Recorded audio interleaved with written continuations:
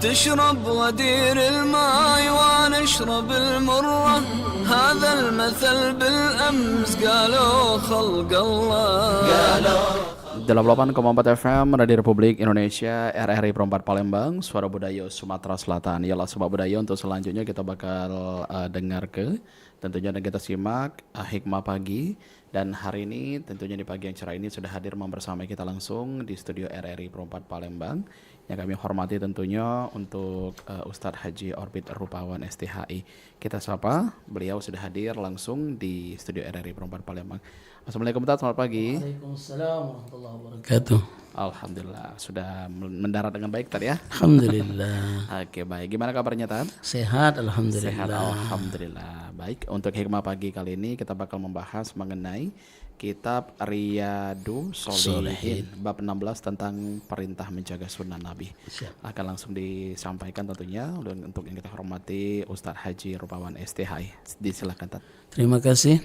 Bismillahirrahmanirrahim. Assalamualaikum warahmatullahi wabarakatuh. Waalaikumsalam. Alhamdulillahi rabbil alamin. Assalatu wassalamu ala asyrafil anbiya'i wal mursalin sayyidina maulana Muhammadin wa ala alihi sahbihi ajma'in. Amma ba'du. Sadatul muhtaramin, para pemirsa Pro 4 RRI Palembang yang kami cintai, kami banggakan. Alhamdulillah pagi hari ini kita kembali dapat berjumpa di ruang siar. Semoga kita semua dilimpahkan sehat walafiat oleh Allah Subhanahu wa taala. Ini tidak terasa lah di penghujung tahun 2025, insyaallah 2 atau 3 hari ke depan kita akan segera berjumpa dengan pergantian tahun 2026. Semoga kiranya dengan pertambahan umur semakin wise kita, semakin bijaksana dalam menata kehidupan ini, semakin siap kita untuk mempersiapkan kehidupan kita saat berjumpa dengan Allah Subhanahu wa taala. Kemudian tak lupa salawat dan salam senantiasa kita persembahkan kepada junjungan besar Nabi Muhammad sallallahu alaihi wasallam beserta keluarga, sahabat dan pengikut beliau hingga akhir zaman. Pemirsa Pro 4 RRI yang kami cintai, kami banggakan, pada pertemuan pagi hari ini izinkan saya menyampaikan bab ke-16 dari kitab Riyadhus Shalihin berkenaan dengan perintah menjaga sunnah. Hadis yang pertama diriwayatkan oleh Abu Hurairah. An Abi Hurairah radhiyallahu anhu anin Nabi sallallahu alaihi wasallam qala, diriwayatkan dari Abu Hurairah, semoga Allah meridhoinya, dia berkata dari Nabi Muhammad sallallahu alaihi wasallam bersabda, qala da'uni ma taraktukum. Kata Nabi, biarkanlah aku dengan apa yang aku tinggalkan untuk kalian. Innama ahlaka man kana qablakum kasratu su'alihim.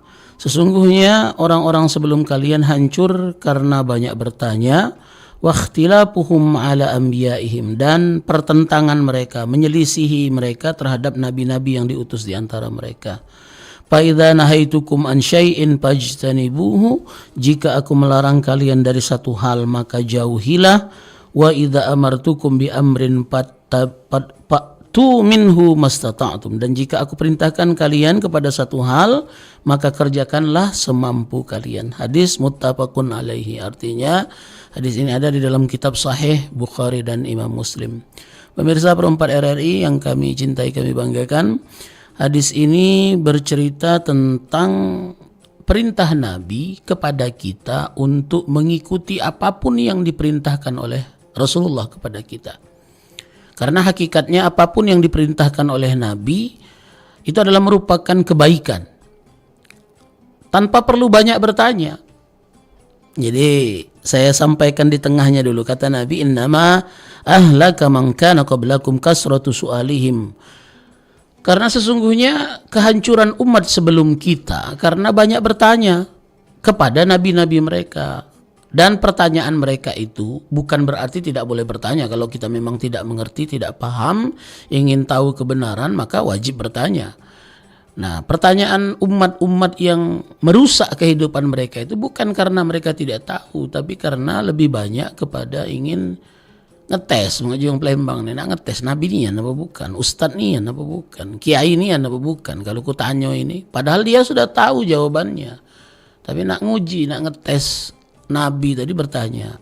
Kemudian yang kedua, orang-orang Yahudi terutama ini kalau bertanya itu bukan karena ingin mencari kebenaran, tapi justru ingin memperolok-olok, ingin uji kita nih nak ngenyek, nak ngatoi Nabi. Jadi kapan Nabi tak pacak jawab, kejinguan buyan Nabi itu jadi lemak ngatoinya. Itu apa kebiasaan orang-orang Yahudi yang bertanya bukan karena ingin mencari kebenaran, tapi bertanya ingin menguji atau bahkan mungkin menghina dan memperolok-olok Nabi. Mungkin ingat cerita ketika terjadi pembunuhan di kalangan orang Yahudi, kemudian mereka mendatangi Nabi Musa minta ditunjukkan oleh Tuhannya Musa siapa sebenarnya yang membunuh. Kata Nabi Musa, "Oi pendek bacuannya, cari ke sapi betina, kagek kita potong, kagek kita gunakan media sapi tadi untuk membangkitkan wong yang mati." Bertanya lagi yang datang ini, "Sapi nih banyak, nak sapi yang model mana nih Tuhan kamu tuh?" Jadi pertanyaan berikutnya, ya kata Nabi Musa, nanya lagi, datangnya Tuhan, "Ya Allah, pertanyaan umatku ini masuk akal lah, cuman dia tuh ngomong sapi itu terlalu banyak, nah minta yang spesifik." Oh, sudah kata Allah, cari ke sapi betina yang warna kuning, mengkilat, bagian kulitnya kuning keemas-emasan, belum ada tanda-tanda luka di punggung karena bekas digunakan untuk membajak sawah. Datang Nabi Musa nemui umatnya, sudah spesifik uji Tuhan. Nah, sapinya betina, warna kulitnya, warna bulunya itu kuning keemas-emasan, belum ada luka di punggung karena belum pernah digunakan untuk membajak. Masih lagi nak memperolok-olok tadi kan niatnya. "Hai Musa, banyak sapi betina yang warna kuning model itu tuh. Coba lebih spesifik lagi. Jadi datang lagi Nabi Musa nanya dengan Tuhan, "Ya Allah, masih kurang spesifik. Minta yang lebih spesifik lagi." Nah, kata Allah, "Sudah, cari ke sapi betina yang warna kuning keemas-emasan, belum pernah digunakan untuk membajak dan dia belum kawin, jadi masih perawan." Datang nemui Nabi Musa. "Oh sudah, itu kalau memanglah sudah spesifik, itu kami cari ke." Tapi apa yang terjadi? Hampir saja mereka tidak menemukan. Ternyata di zaman itu hanya 1 ekor sapi. Nah, padahal sebenarnya kan ketika di awal diminta oleh Allah untuk mencarikan seekor sapi betina saja, sapi apapun bisa diwujudkan oleh Allah Subhanahu wa taala untuk menghidupkan orang yang mati tadi. Tapi karena niatnya memperolok-olok, seolah-olah tidak yakin, mak mano dengan nyembelih kok sapi baca menghidupkan orang yang mati tadi. Wakadu hampir, kalau di ayat tadi kan hampir saja mereka tidak mampu menemukan sapi tapi samanan ghal, mereka beli dengan harga yang sangat mahal. Ngapa? Karena ada lagi versi cerita ini kan cerita yang bertautan, cerita tentang seorang anak yatim yang ditinggali seekor sapi anak sapi betina, dipesan oleh ibunya dirawat dengan baik, diunjuk makan sapi ini dengan baik, jangan digunakan untuk membajak sawah, nanti ada masanya sapi ini sangat berharga, berapapun kamu minta pasti akan dibayar oleh orang yang membutuhkan. Nah, nyambung cerita tadi, ketika mereka orang-orang Yahudi yang awalnya ingin memperolok-olok Nabi Musa, justru akhirnya dipersulit akibat pertanyaan mereka sendiri. Nah, tapi karena mereka sudah kadung terucap harus mencari sapi tadi, mereka beli dengan harga yang sangat mahal. Dan sang anak yatim piatu ini tadi akhirnya menjadi orang kaya gara-gara menjual seekor sapi tadi, karena patuh kepada seorang ibu.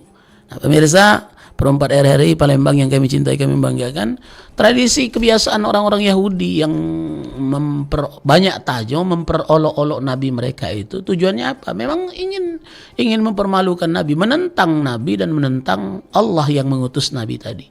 Maka kata Rasulullah di sini, jangan banyak gino tanyo, kalau seandainya lo tahu ya lakukan saja apa yang dikerjakan. Apalagi kalau muncul niat kita ingin ngetes, ingin nguji seorang kiai, seorang ustaz. Nauzubillah, itu bukan perilaku yang dibenarkan dalam menuntut ilmu. Tapi kalau memang seandainya kita ragu, butuh kepastian, ya bertanya kemana baik.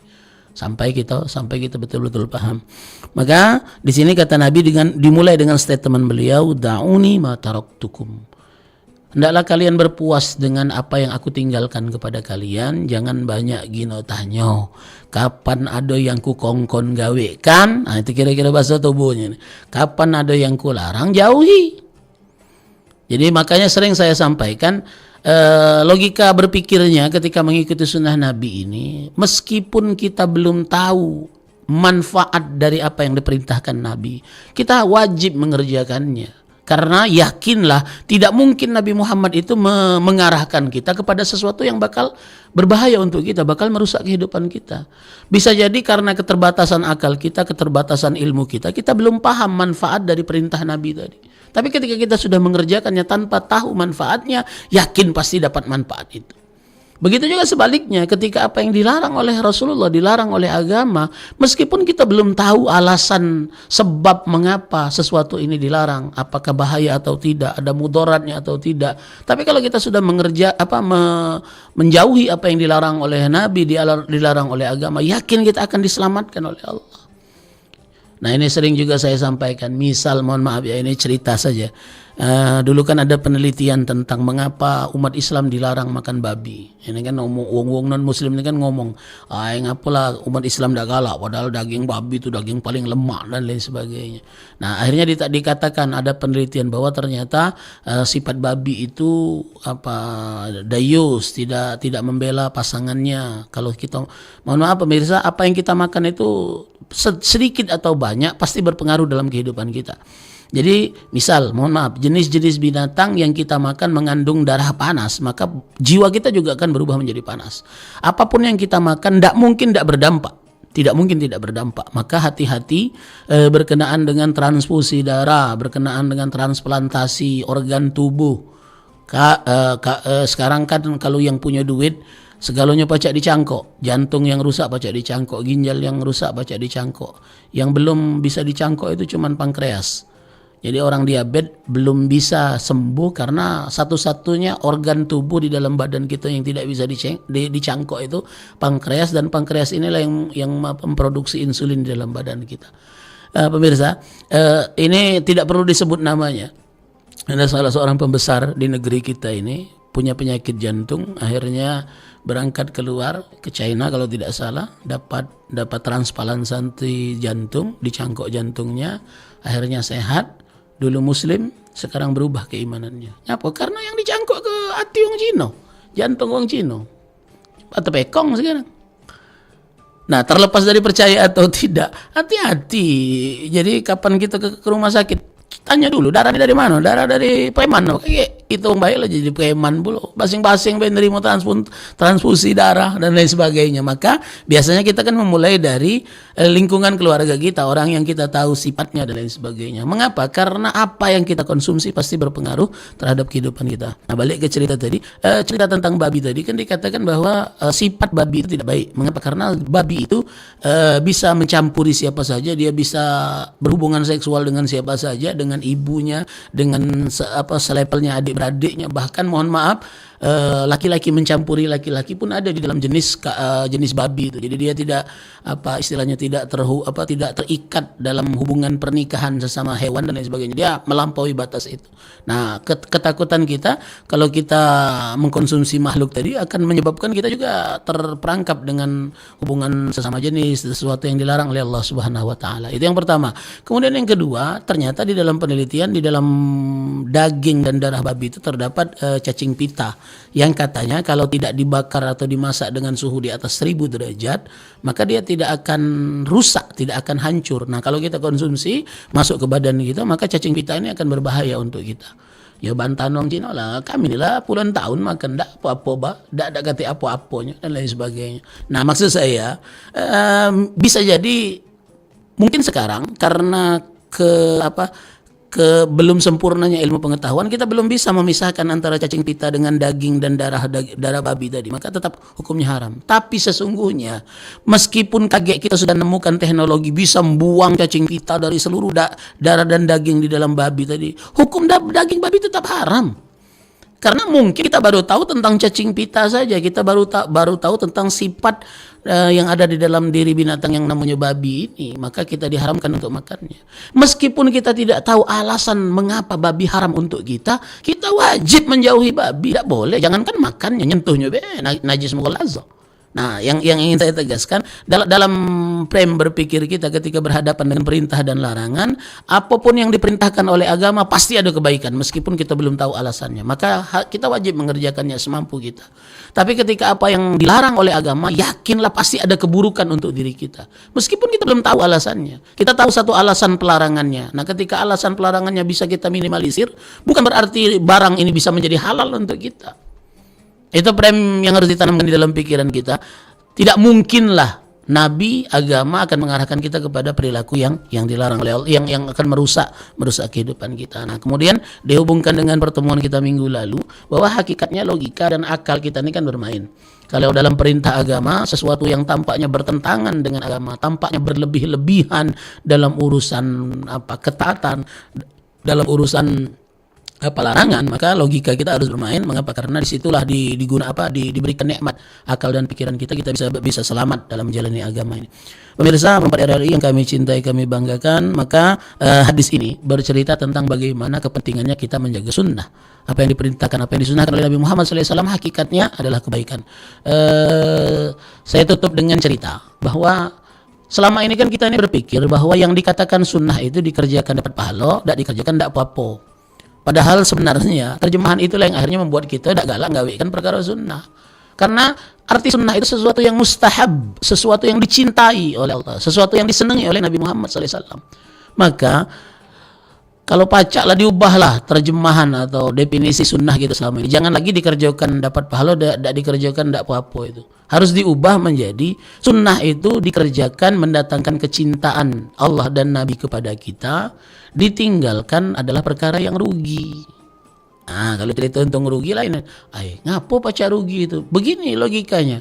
Sesuatu yang harusnya simultan ketika kita kerjakan, karena kita kerjakan seperkara sunnah tadi, otomatis kita langsung dapat perkara baik itu tadi.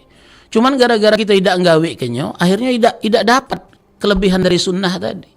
Contoh misalnya, sholat jamaah itu kan sunnah hukumnya. Kalau kita sembahyang dewean, pahalanya cuma sikok. Tapi kalau kita berjamaah, sholatnya kan sama, waktunya sama, pekerjaannya sama. Tapi dikerjakan berjamaah, dapat sunnah, maka kelipatannya 27 kali lipat daripada kita sholat sendiri. Ya kalau sekali ngawe kayaknya rasanya cuma selisih 26 Ustaz. Coba kalau dikalikan seminggu, kalau dikalikan sebulan, dikalikan setahun. Maka logikanya paling mudah, orang yang sholat 17 tahun dapat pahala 17 tahun, bagi orang yang sholat berjamaah 1 tahun sama levelnya dengan pahala orang yang sholat 17 tahun. Artinya uang yang sholat 2 tahun berjamaah itu umurnya sudah 34 tahun dibandingkan dengan orang yang sholat 34 tahun. Nah, kalau sudah kalkulasinya banyak, rugi nih ya rupanya tidak sholat berjamaah.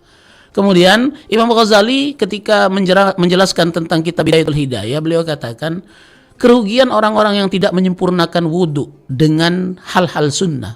Beliau katakan orang-orang yang berwudhu kemudian sholat, wudhunya yang wajib baik kan, cuman basuh muka, basuh tangan, basuh kepala, kemudian membasuh kaki. Kata beliau dibandingkan dengan orang yang menggunakan berkumur-kumur, istinsyak, cuci tangan,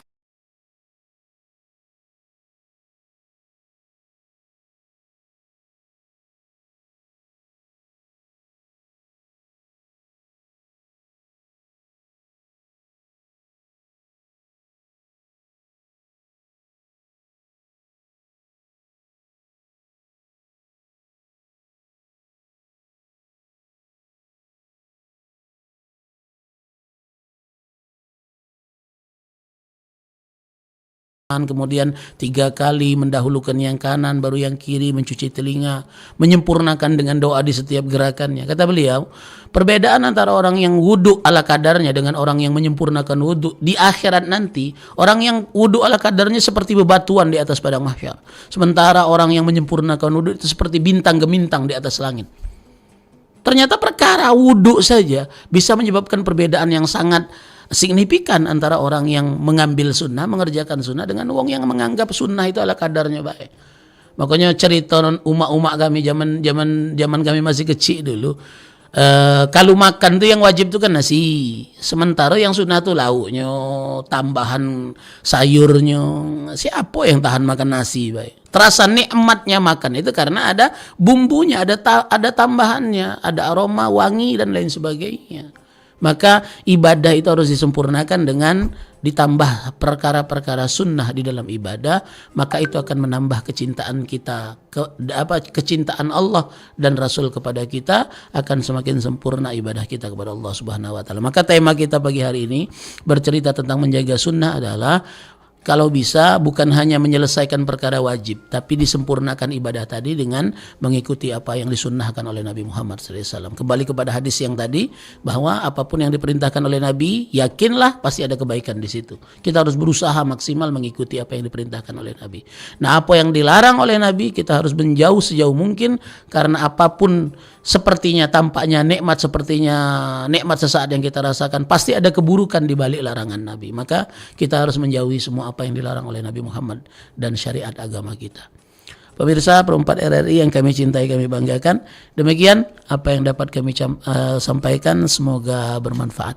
Billahi taufiq wal hidayah. Assalamualaikum warahmatullahi wabarakatuh. Waalaikumsalam warahmatullahi wabarakatuh. Kembali kami ucapkan terima kasih tentunya untuk Haji Ustadz Orbit Rupawan STHI untuk hikmah pagi yang sudah disampaikan mengenai kitab Riyadhus Sholihin bab 16 tentang perintah menjaga sunnah Nabi.